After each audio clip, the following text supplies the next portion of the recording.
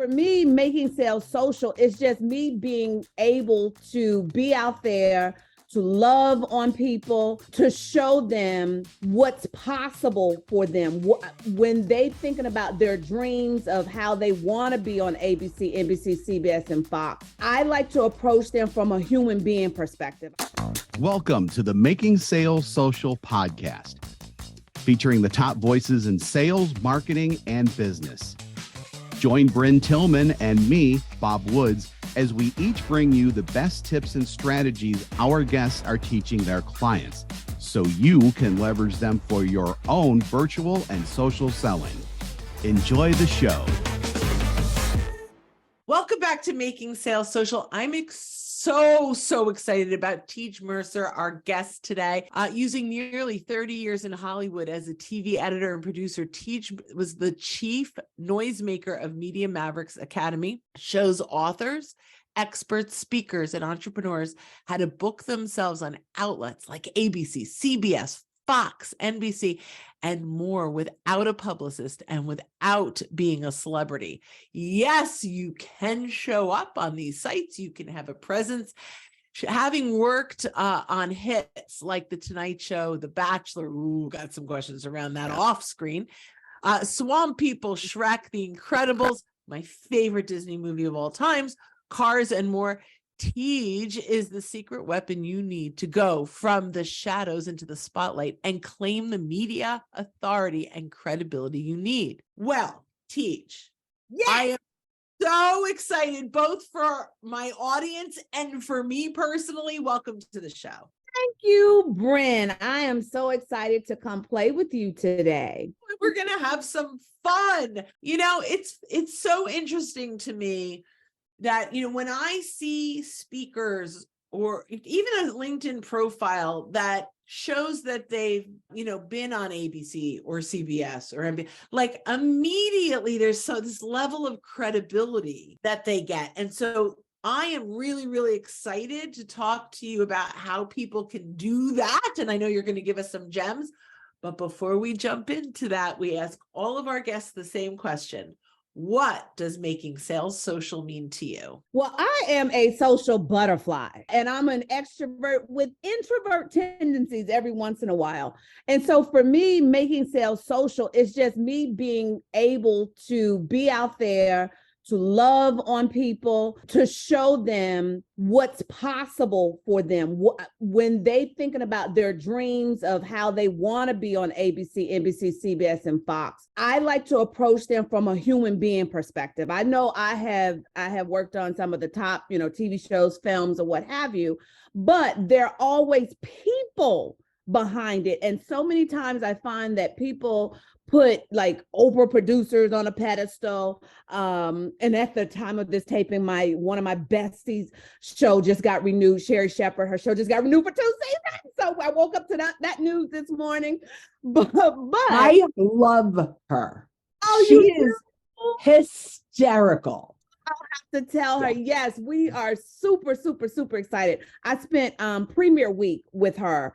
As the show was taken off and the found. Okay, we get off track. But what I'm saying is, like, being behind the scenes of this, a lot of people forget that we have problems. We go through divorce. We, you know, have sick kids. We, you know, losing jobs or what have you. So for me, when I'm being social, I'm hopefully making sure people understand that producers are people too. That's a good line right there. I love that. So let's go back to really bringing some value to folks that are thinking, man, you know, I want that credibility. I want to be seen as that expert, especially a lot of our audience, they're authors, they're coaches, they're course developers, and some are sales professionals that just really want to stand out as an expert in their industry.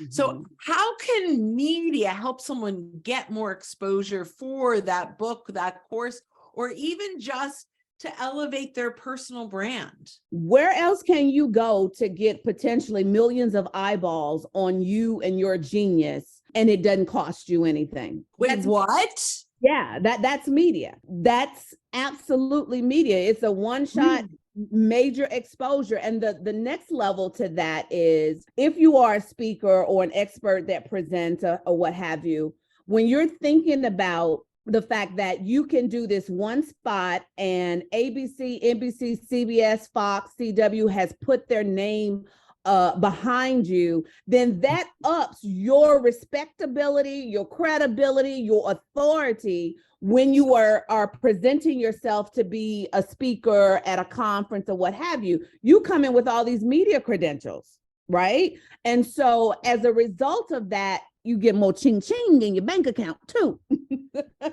Yeah, that's amazing. And so you said free. So now I have heard things like Forbes, for example, you can pay to get into Forbes. But talk to me about the free side of media. Now, I'm going to put a caveat on there. Nothing is really free. You're probably going to invest a lot of time and a lot of resources, or get some help from someone who invests the time and resources. Right. But look, what does it look like going out and getting like a guest spot, or like, where does someone start to even dream? So I like that question. And it's what I've built, my program, Media Mavericks Masters, under. It's when you are actually pitching producers yourself. You do not need a publicist to actually pitch producers. If you've got a great segment idea, if you've got the expertise to back up that you are capable of speaking on this particular topic, you really can pitch them yourself. And, especially when you're looking at like the local ABC, NBC, CBS, and Fox, across the country, they're hungry for stories. You've got an ABC, NBC, CBS, and Fox in every city across America.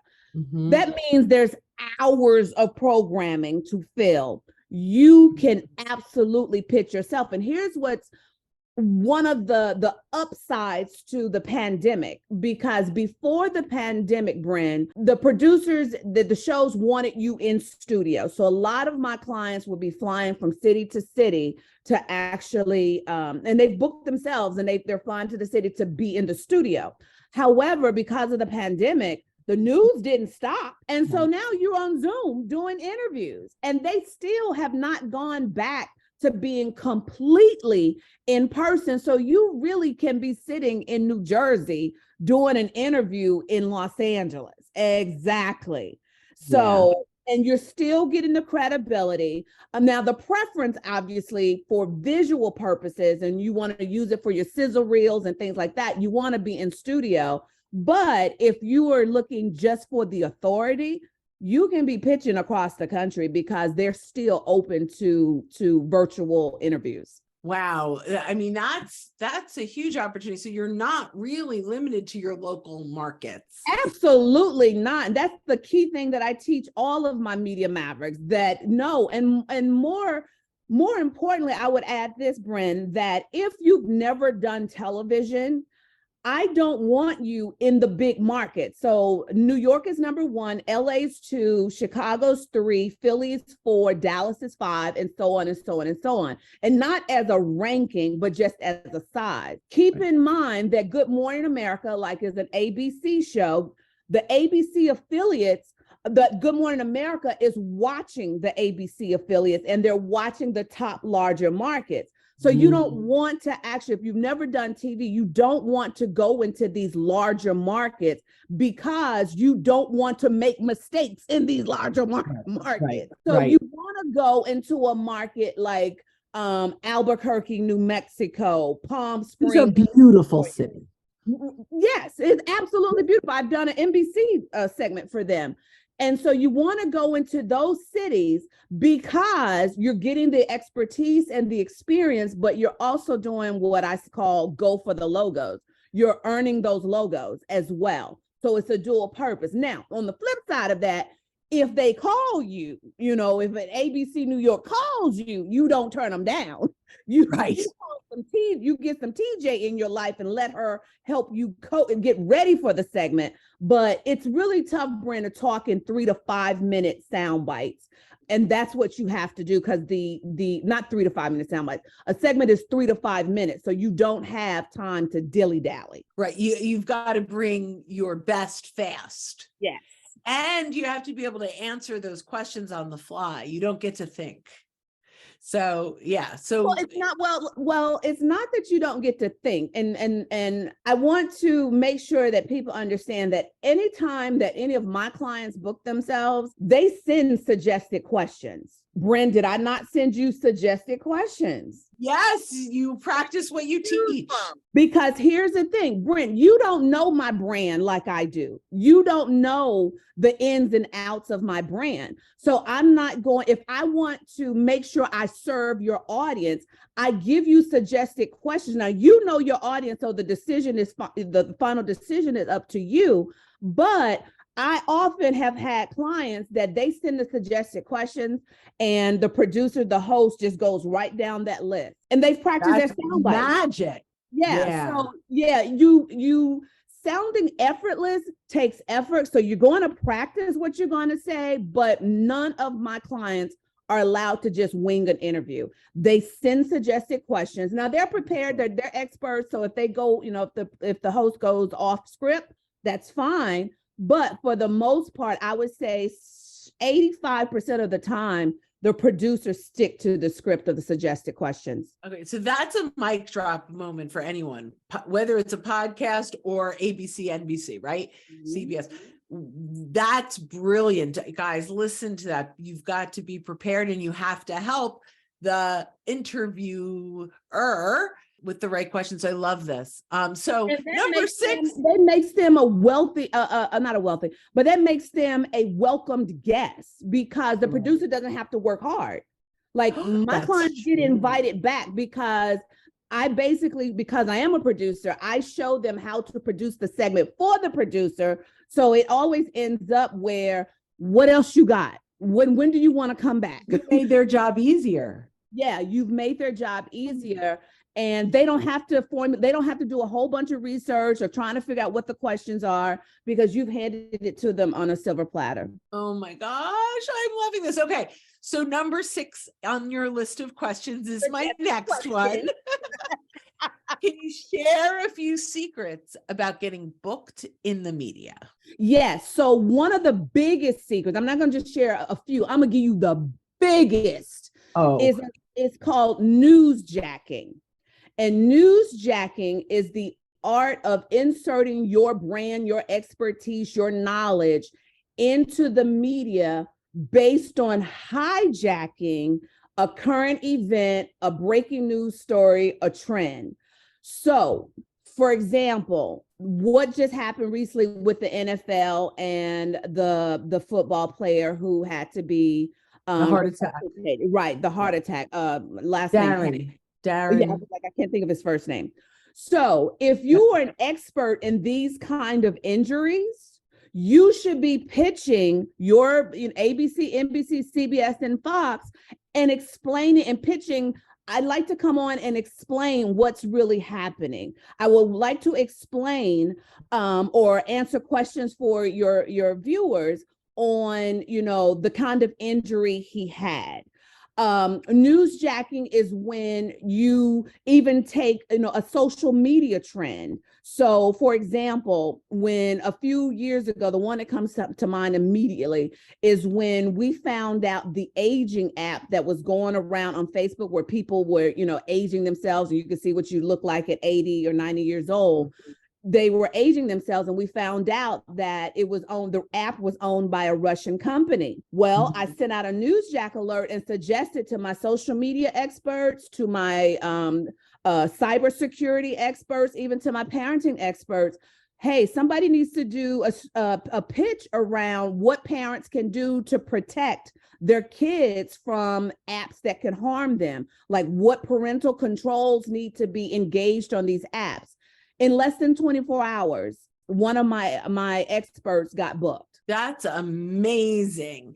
And it has happened in less than 24 hours. You can be sitting on TV. You remember the slap heard around the world where Will Smith slapped Chris Rock? That night of the Oscars, I went live afterwards and just started, giving out different newsjacking angles for my clients.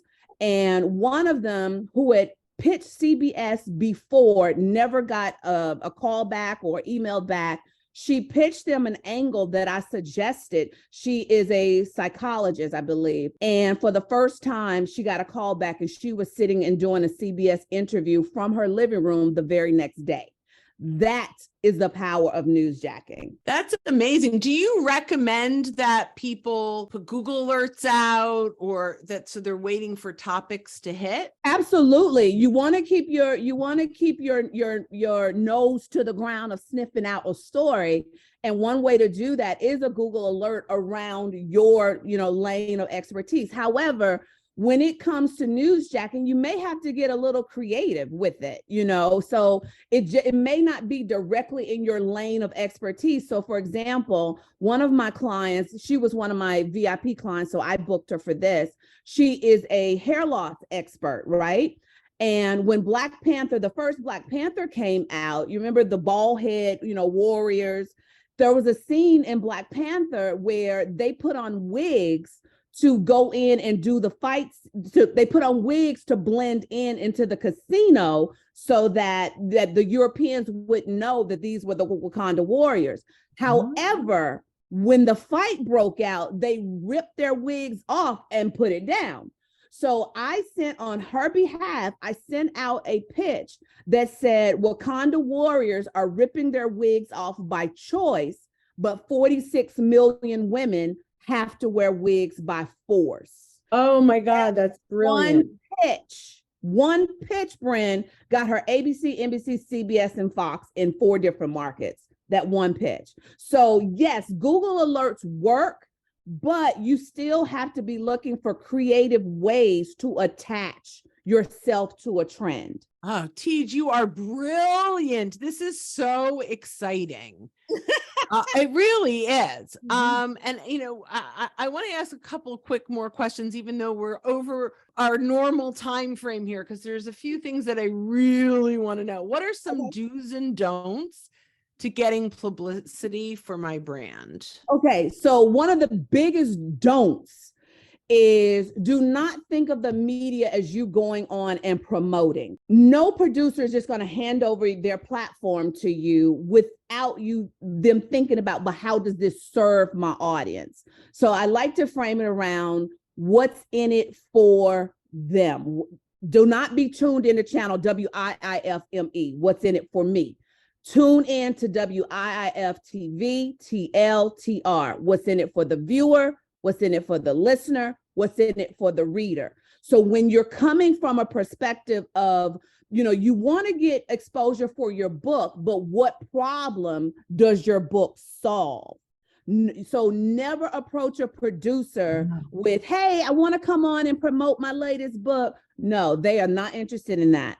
But hey, I want to tell you the four keys to surviving a traumatic experience, especially after something has just happened in the media. Something tragic has happened. You want to, and then you happen to be the author of this grief book. So you definitely want to make sure that you do go in with a serve perspective. Another thing that comes to mind is you want to go in having a strategy. Meaning, I know, and Bren will attest to this. Bren, what was it? I asked you one specific question before we went live. I said to you, Bren, what do you want your audience to know as a result? I know, that was awesome.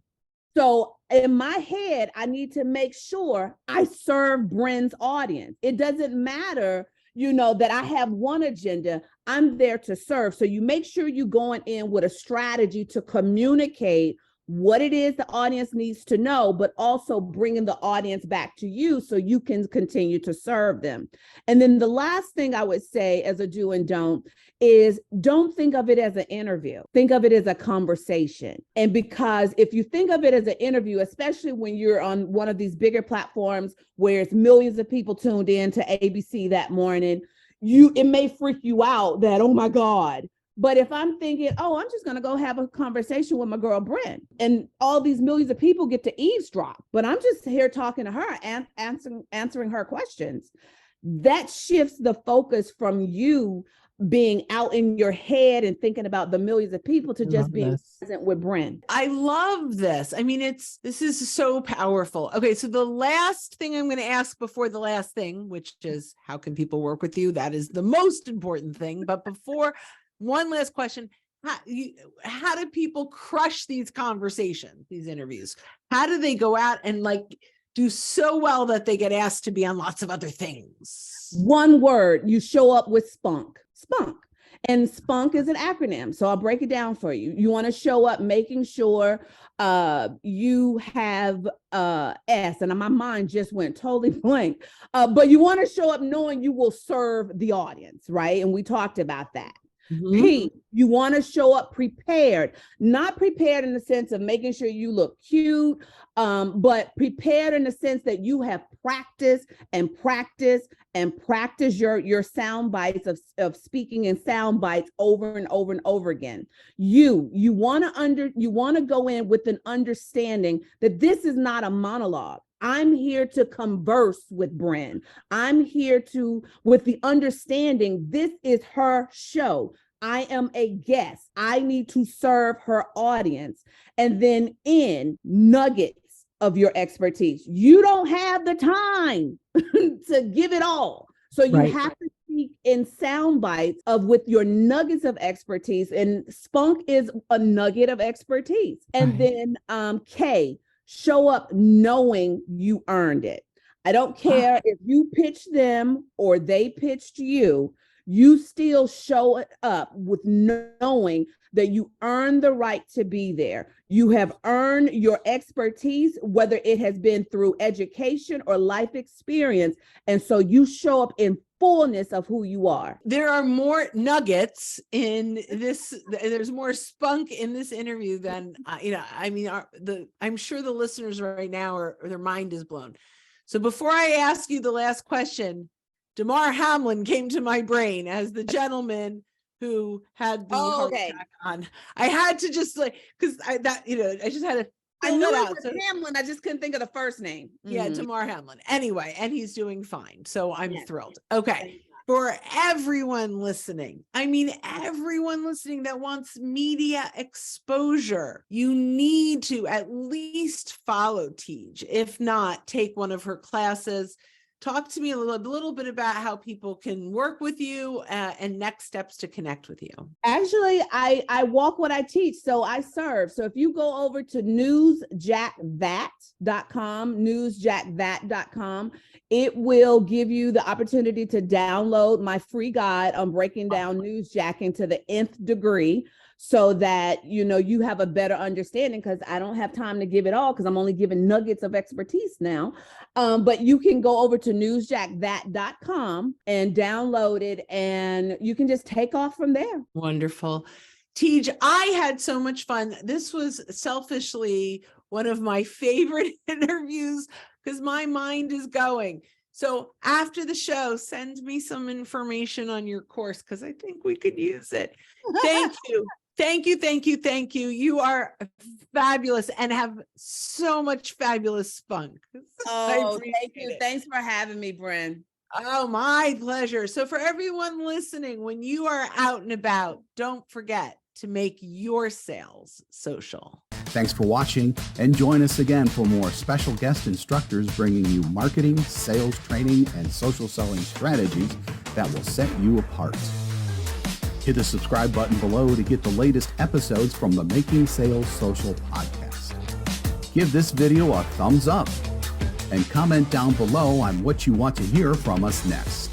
You can also listen to us on Apple Podcasts, Spotify, and Google Play. Visit our website, socialsaleslink.com, for more information.